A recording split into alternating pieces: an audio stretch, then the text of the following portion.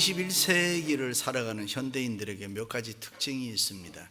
그것은 너무 살기 좋은 세상에 살다 보니까 안일주의에 빠져 있음, 또 무엇이든지 하면 되니까 절대가 없는 상대주의에 빠져 있음, 그리고 계산하고 따지기 좋아하는 상업주의에도 빠져 있음, 이기주의에 빠져 있고 결과만을 추구하는 실리주의에도 빠져 있음, 그리고 돈이면 다 된다는 자본주의, 물질 만능주의에 빠져서 살아갑니다.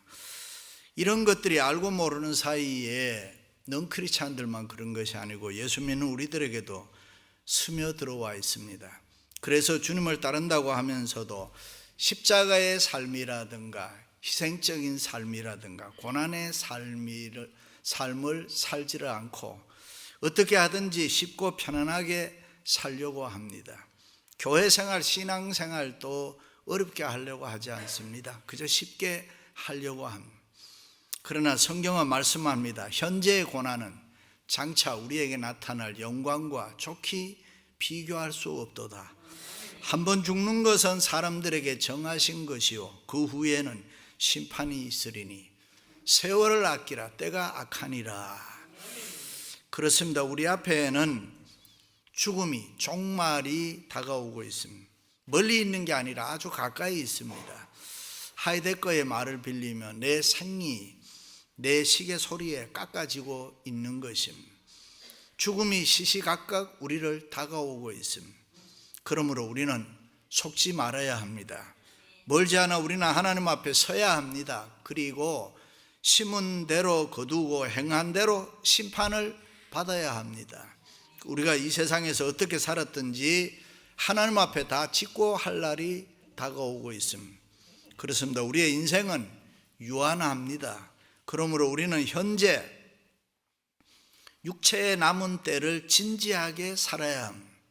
그 현재라는 우리에게 앞으로 다가오는 남아있는 시간이 매우 중요합니다. 성경을 이것을 종말론적 기회라고 합니다. 이 종말론적인 삶을 종말론적인 윤리라고도 합니다. 그러므로 이때를 잘 사는 것이 지혜요, 이때를 잘 사는 것이 믿음입니다. 할렐루야.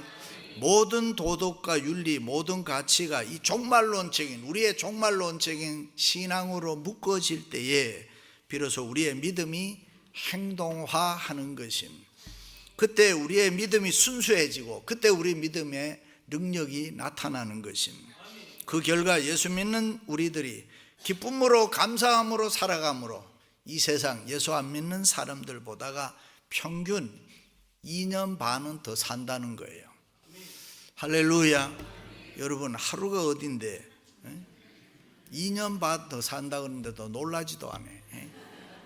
그렇습니다. 은혜와 은혜 아닌 것, 은혜 받은 사람들과 받지 않는 사람들 사이에 아무런 차이가 없다면 그때 우리가 은혜를 받아야 한다고 강조하고 논할 필요가 없지요.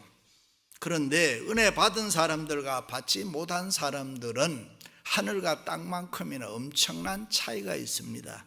그래서 성경은 오늘 또 우리들에게 은혜를 받으라 그래요. 믿습니까?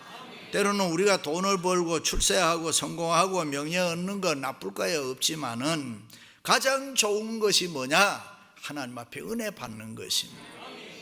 그 주님의 은혜를 받으면 일평생 우리가 감사하며 살 수 있고 일평생 잘 살 수가 있는 줄로 믿습니다. 그래서 은혜 받은 사람들 우리가 어떻게 해야 하나님 앞에 영광을 돌릴까?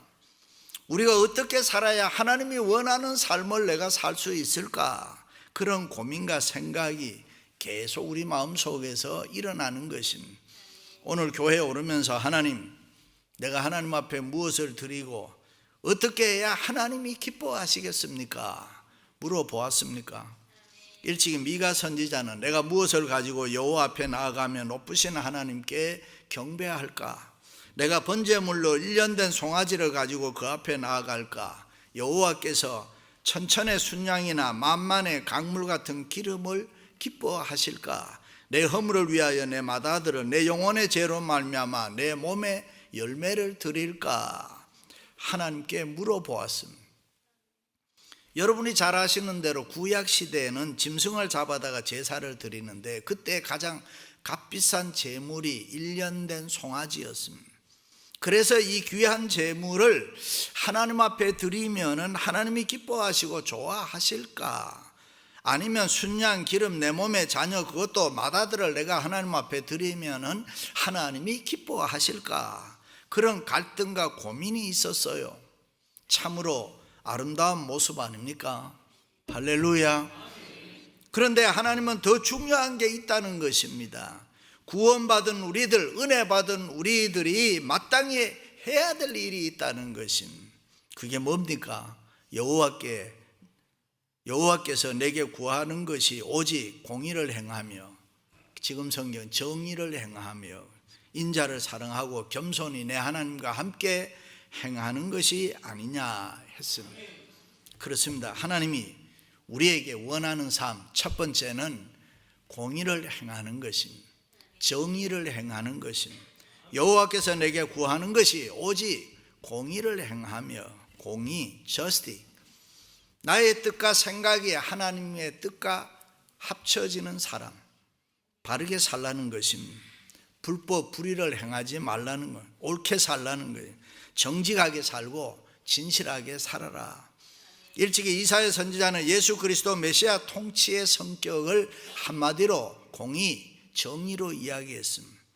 그러므로 불의를 떠나서 하나님 앞에 올바르게 공의롭게 깨끗하게 행하라는 것입니다. 믿습니까? 소돔과 고모라가 왜 멸망했습니까? 거기에 공의를 행하는 사람, 의인 10사람이 없었기 때문에 하나님의 심판을 받았다고 성경은 말씀합니다. 여러분, 공의롭게 사시기를 축원합니다. 어떤 옷가게에 어머니가 어린 딸을 데리고 이 옷 저 옷을 둘러보다가 마음에 드는 옷 하나를 골랐습니다. 옷이 예뻐서 살려고 주인에게 물어봅니다. 이 옷 빨면은 줄지 않습니까? 그러자 주인이 자신 있게 대답합니다. 우리 가게에는 최고급만 갖다 놓기 때문에 한두 번 빤다고 줄어들지 않습니다. 그래요. 믿고 안심하고 샀습니다. 얼마 후에 어머니와 딸이 다시 와서 불평을 합니다. 아주머니가 줄지 않는다고 해서 샀는데 이거 보세요. 한 번 빨고 나니까 이렇게 줄었습니다. 그때 주인이 능청스럽게 하는 말이, 야, 너 뭘 먹었기에 그동안에 그렇게 컸느냐? 아무래도 옷 한 벌 더 사야 되겠구나 그러더랍니다.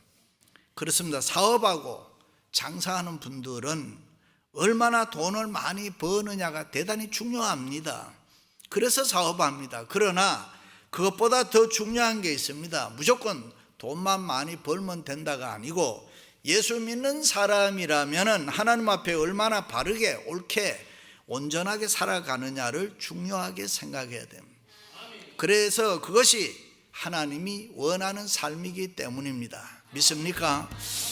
미국과 영국의 학자들이 양전자 단층 촬영법으로 인간의 브레인, 뇌를 찍은 사진이 뉴스위크지에 공개된 적이 있습니다. 바르게 사는 사람, 건강한 뇌는 그림과 이 정신분열 환자들, 그들이 뇌 그림이 완전히 달랐다고 합니다. 정신분열증 환자의 뇌는 어둡고 복잡하는데 건강한 뇌는 밝고 단순하고 깨끗했다 했습니다. 어떤 분이 이 이야기 듣더니 그러더라고요. 미국에 와서 고생하고 수많은 갈등 속에서 살아가는 이민자들의 브레인, 뇌를 단층 촬영해 보면 그 움직임과 활동이 모두가 정상이 아닐 거라고.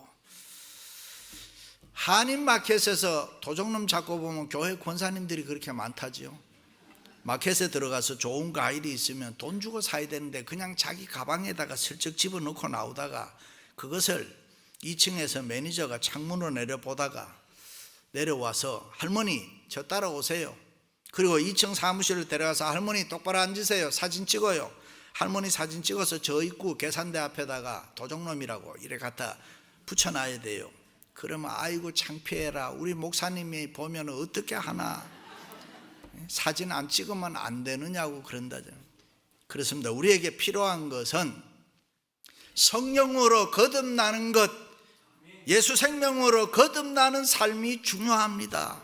그래야 하나님이 원하시는 삶을 제대로 살 수 있습니다. 공의로 다스렸던 예수님이 나를 지배하고 공의로 다스렸던 예수님이 우리를 지배할 때에 세상은 좋은 세상이 되고 거듭나는 세상이 될 줄로 믿습니다. 날마다 나를 쳐서 복종시키고 주여 나를 도우소서, 공의롭게 정의롭게 살게 해 주옵소서. 할렐루야. 그렇습니다. 오늘날 교회가 얼마나 많습니까? 예수 믿는 사람들이 얼마나, 교인들이 많습니까? 그럼에도 불구하고 이 세상, 이 사회가 얼마나 어둡고 부패되어 있습니까? 왜 그렇습니까?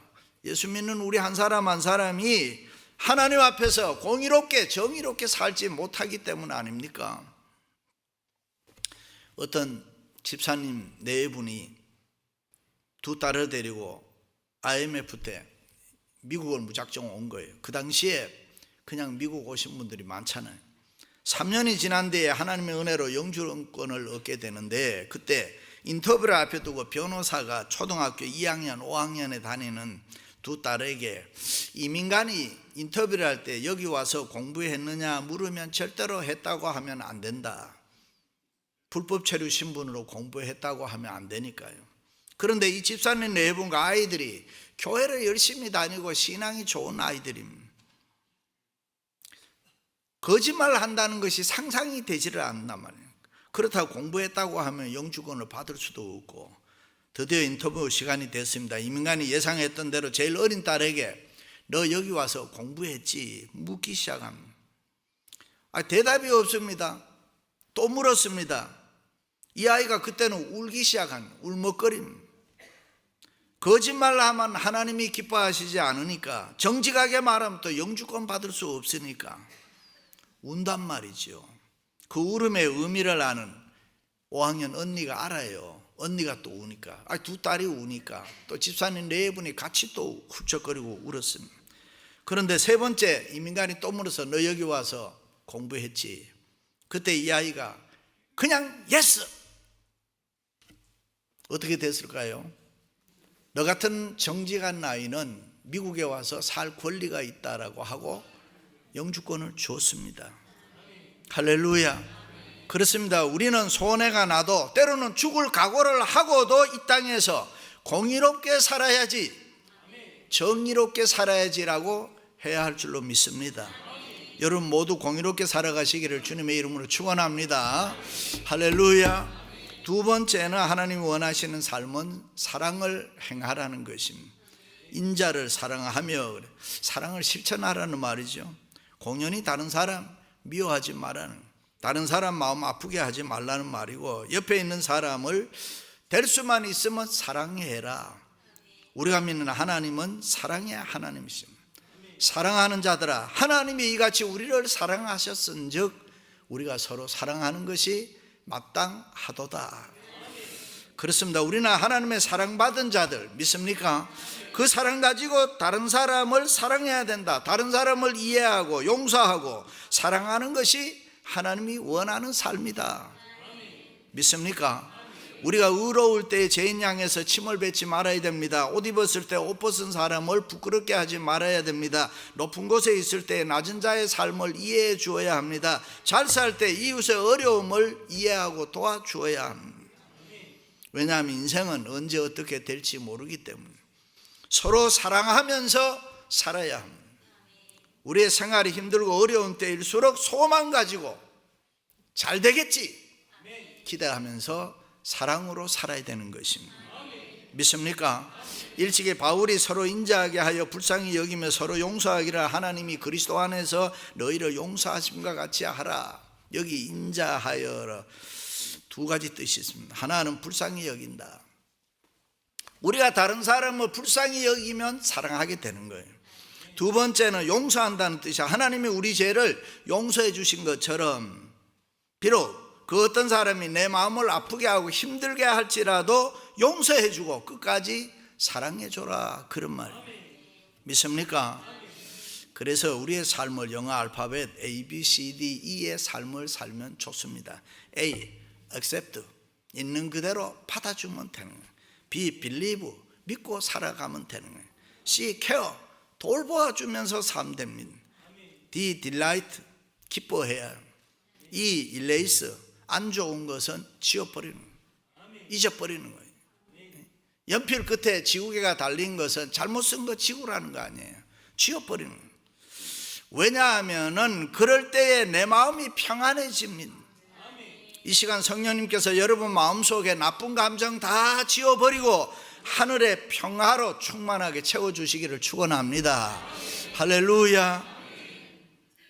그래서 여유가 생기고 담대해지고 시시한 문제, 어지간한 문제는 쉽게 그냥 지나가 버리는 거예요.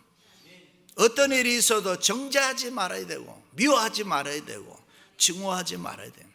정말 내 마음을 아프게 하고 힘들게 하는 사람이 있으면은 이 사람 환자구나, 병자구나, 불쌍히 여기고 용서해주고 끝까지 사랑하면 되는 것입니다. 사람이 어떻게 그렇게 할 수 있느냐고. 그렇게 해야 됩니다. 그렇게 사는 게 잘 사는 겁니다. 왜냐하면 하나님이 원하시는 삶이니까. 예수 믿는 성도는 다 그렇게 살아야 됩니다. 할렐루야. 제가 어릴 때에 부흥사가 오면은 이런 이야기 했던 기억이 납니다. 어느 시골 교회의 장로님이 안방에서 성경을 읽다가 갑자기 입이 심심하고 배가 추출해서 호박떡 생각이 났습니다.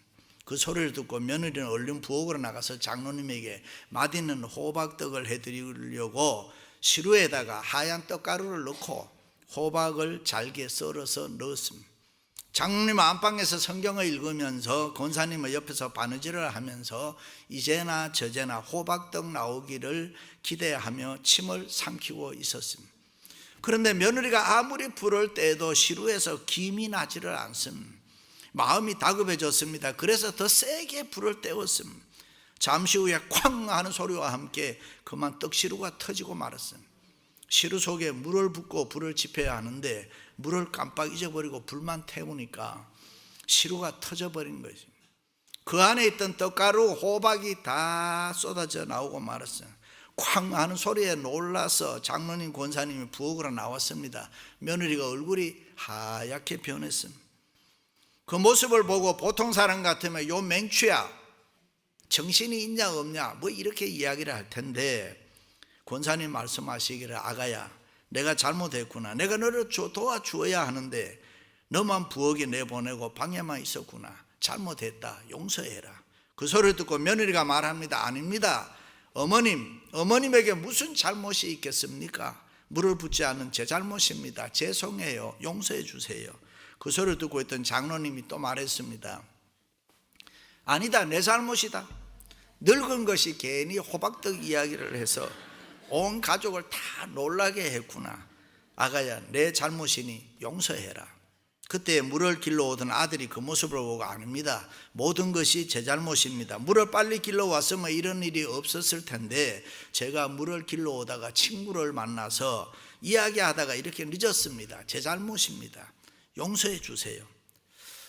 떡시루가 날아가 버리고 떡은 못 먹게 됐지만은 그 가족은 더욱더 사랑이 넘치는 가정이 됐습니다.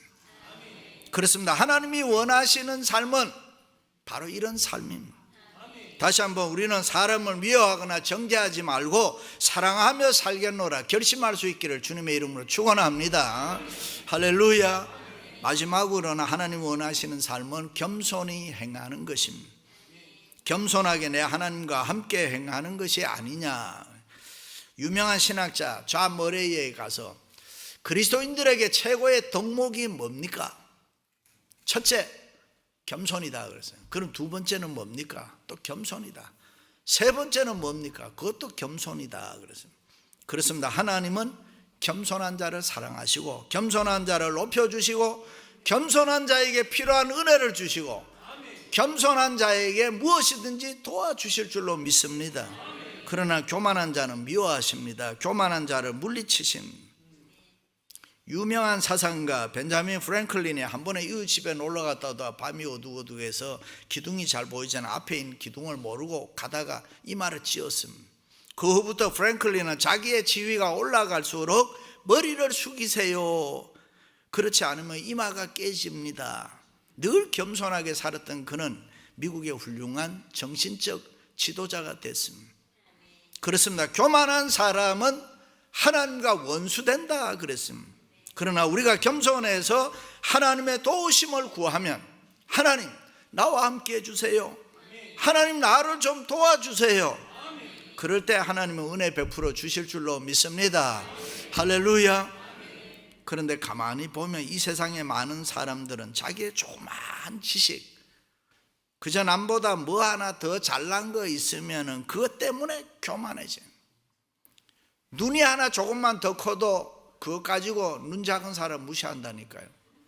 코가 다른 사람보다 좀 더 커도 그것 가지고 코 낮은 사람 무시한다니까요.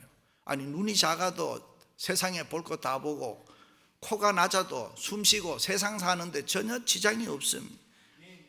어떤 사람은 자기가 가지고 있는 재물 때문에 교만해서 하나님 멀리하고 겸손하지 못해서 불행한 사람도 많이 있습니다. 우리가 겸손한 마음으로 이 물질, 이 재물 하나님의 것입니다, 오너십을 하나님께 돌리면은, 그렇게 고백하면 하나님이 은혜를 주셔서 더 놀라운 축복을 받을 줄로 믿습니다. 할렐루야. 그렇습니다. 하나님이 원하시는 삶은 돈 많은 사람, 공부 많이 한 사람, 잘났다고 하는 사람 아닙니다. 그저 겸손한 사람. 내가 잘못했습니다. 겸손한 사람은 그저 하나님 없이 못 삽니다. 하나님이 나를 도와주셔야 됩니다. 하나님 아는 사람. 예, 하나님은 그런 사람을 좋아하십니다. 믿습니까? 이스라엘의 위대한 영도자 모세가 미디안 광야에서 양을 칠 때 하나님께서 모세에게 자기를 계시하는데 떨기나무 사이에서 했습니다.